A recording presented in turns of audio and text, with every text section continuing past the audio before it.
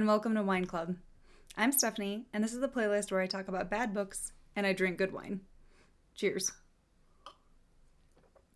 So today I'm talking about a book that I took on vacation for a fun beach read, which it was, but then it kind of wasn't. So as you can see, my copy got a little warped by being by the pool and in the humidity, but today we are talking about 4 Ways to Wear a Dress by Gillian Libby.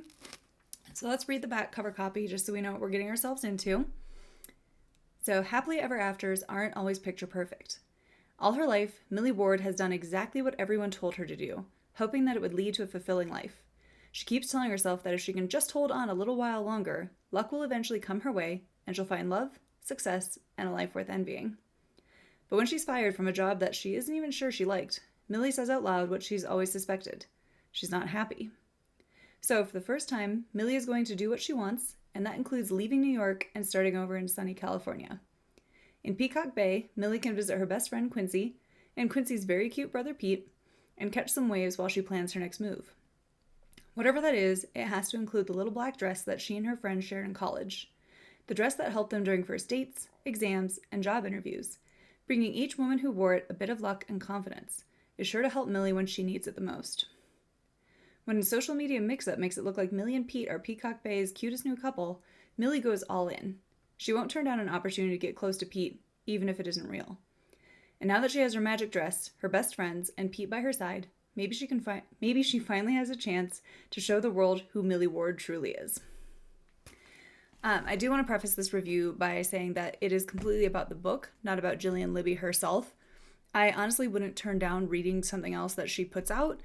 And since this was a debut, I'm willing to give her another chance, but I do think that the book could have used a bit more work and potentially a bit more editing before going to print. And also it should go without saying, but there are going to be spoilers in this review. So today, I'm going to cover the good, the bad, and the ugly about 4 Ways to Wear a Dress. So here we go. So going on the good, I really wanted to love this as the setup was something that I could get into, with the protagonist working in digital marketing and social media, as that is what I do in my real life. And it kind of works here, but it also kind of doesn't. The book started out really strong and drew me in and was making me laugh, and it really wasn't until about the 200-page mark that I was kind of wondering when this was going to be done. I also really love the beachy setting and the cute coastal town.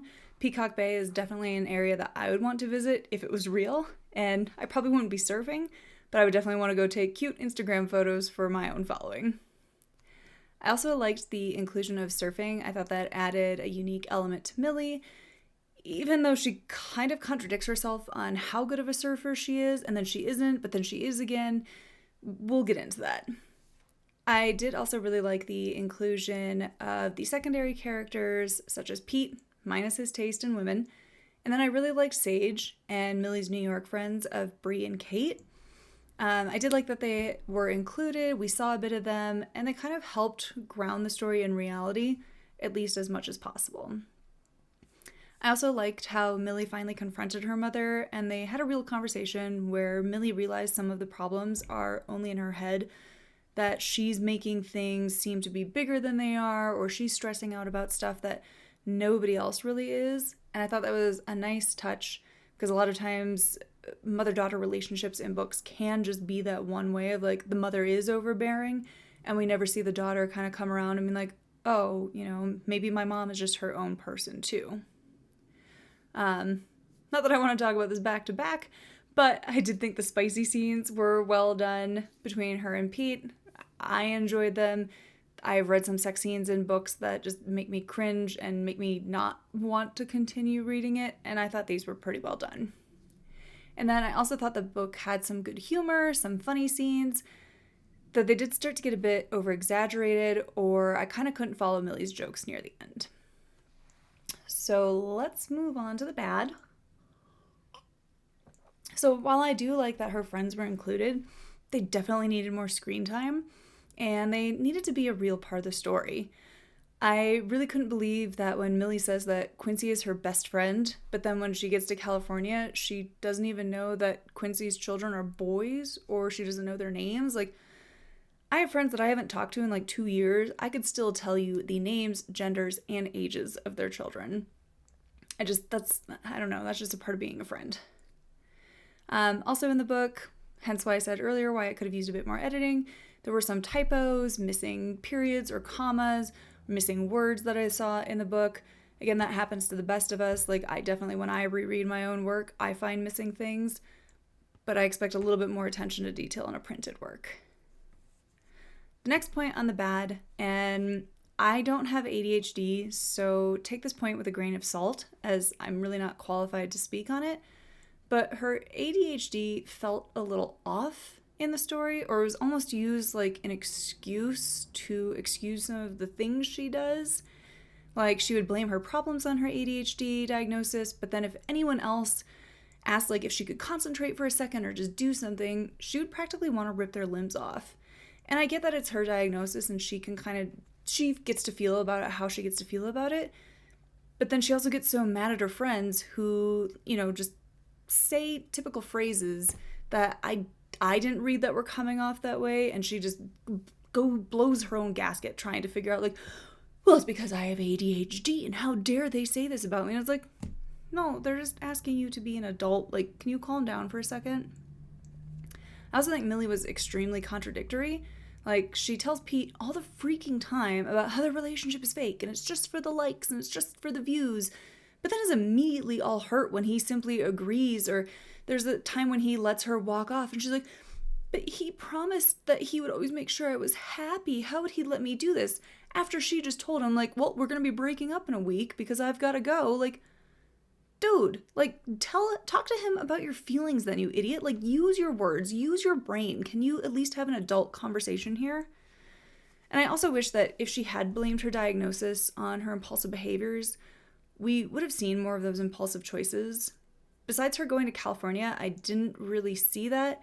Or, like, she'll talk about how she basically gets tunnel vision when she has an idea in her head, but I didn't see that either. I'd have loved to see her, working hard at something and then not being able to control her impulses and need to go out surfing, or forgetting she had plans or something like that. Or, like, maybe she was helping Sage at the shop and didn't realize she was still working there until 3 a.m.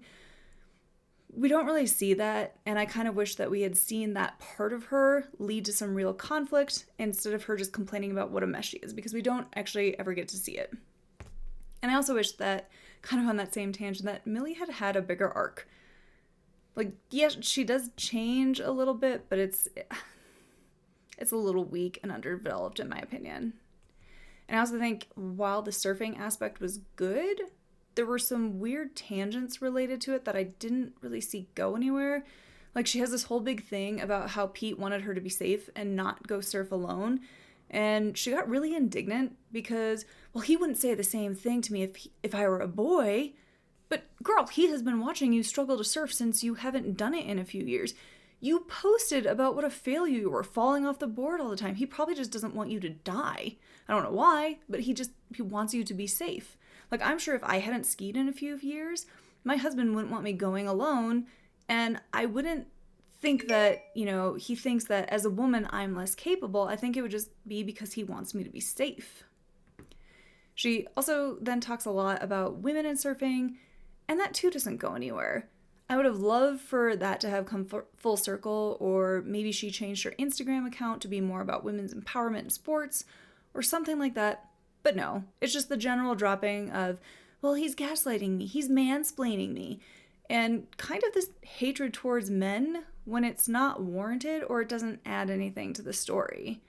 Like, if you're gonna go that whole route, bring it on home, make it full circle, or show me more examples of these guys doing these things to her to help me understand why she feels this way.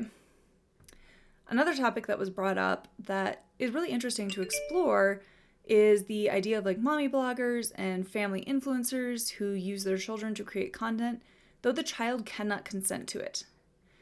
But again, it's brought up by Pete, who's trying to protect his nieces and nephews, but that's just kind of dismissed and dropped at the end. So, okay, cool, we didn't really go anywhere. Like, nobody learns in the town to, like, get off social media or stop showing their kids, or shifting it to actually just being about tourism in general.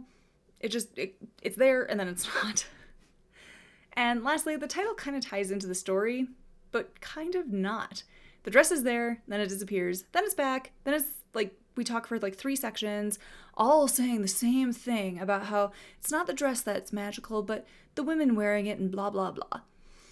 It was definitely trying to use the sisterhood of the traveling pants to pull in readers, but the dress was never its own character in the way that the town or that surfing was.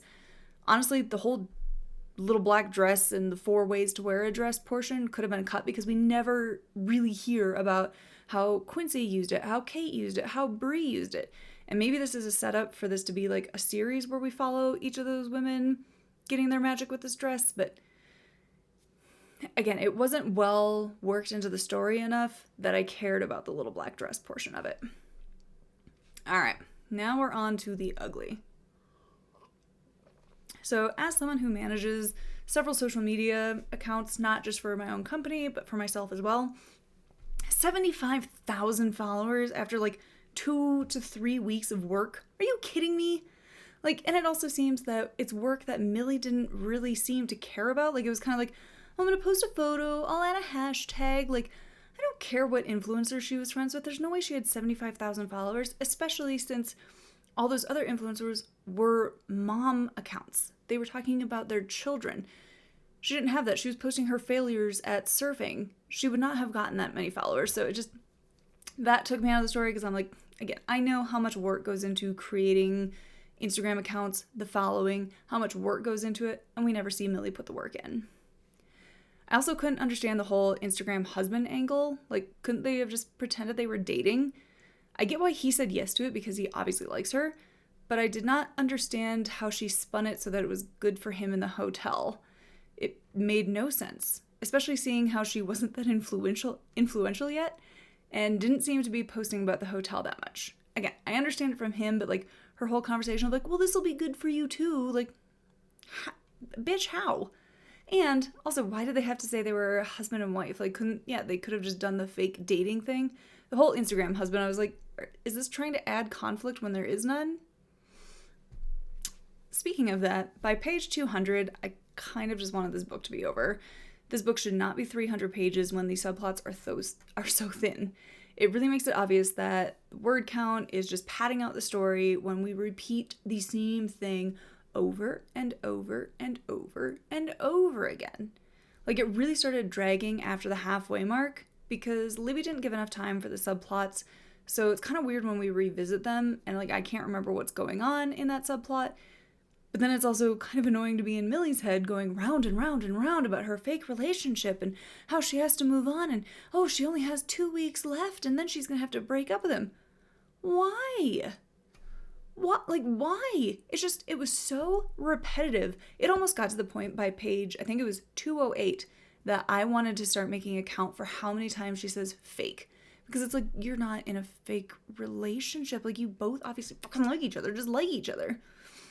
It was oh God, it was so repetitive. It really got on my nerves. Because she's like, oh, we're in a fake relationship, but I want him to like me. But I can't like him because this is a fake relationship. But how dare he let me leave? Everyone knew that Pete liked Millie. Why didn't someone just say something? Like, get your shit together, Quincy. Tell Millie that Pete likes her so we can skip several chapters. It was so frustrating, every single chapter, for it to be, oh, we have a fake relationship. And then she would have conversations with Quincy where it was written that obviously Quincy knows Pete likes her back. Why didn't Quincy just say something? And you could see the parts where the author had to insert like, well, we had to change the subject, or, oh, she brought up this and we started talking about this, when a simple conversation would have solved all this. Miscommunication tropes like this drive me bonkers. Like, at least give me a reason why Millie might feel that way. Like, maybe she had told Pete when they were in college together that she really liked him, but he was so focused on wanting to work at the hotel and he didn't want to hurt her or get her stuck in this small town. So he was like, oh, no, I don't feel that way about you, and let her down. It was like, I just want to be friends. At least give me something like that so that I understand why Millie would be so repetitive and beat that drum of like, well, he can't like me. He can't like me. It was not possible that he actually likes me when they're having sex. Like, I don't know. That kind of goes beyond the fake relationship part. Like, obviously, you both like each other. Can you just be adults and talk about this? And I'm not letting you off the hook either, Pete. Like, use your words. Have a conversation. I do also think that if the stakes had been a little higher, like maybe she suddenly had a big bill to pay or was about to start paying her student loans back, so she really needed a job, I could understand her being torn about wanting to take that job in the end. It's just those stakes were never established. Like, there's really nothing going against Millie just staying in the California town because she could have gotten a job at Sage's shop or done something else. Again, just give me some reason for the choices that she's making and the motivation she has.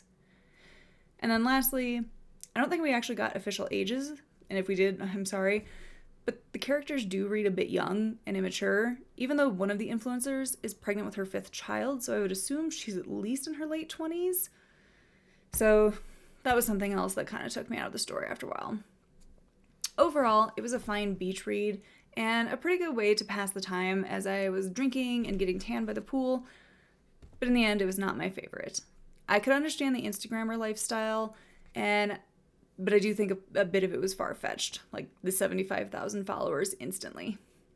If you like fake dating, the influencer lifestyle, and kind of a somewhat coming-of-age story, this could be a really cute read for you. Again, didn't hate it. I just wish it had been given the work that it needed to be a little bit more polished, the subplots worked out, and a lot of the repetition cut down, because this easily could have been a 250-page book instead of the 329 that it clocks in at. So thank you for joining me for Wine Club, and I hope I'll see you next time. Bye.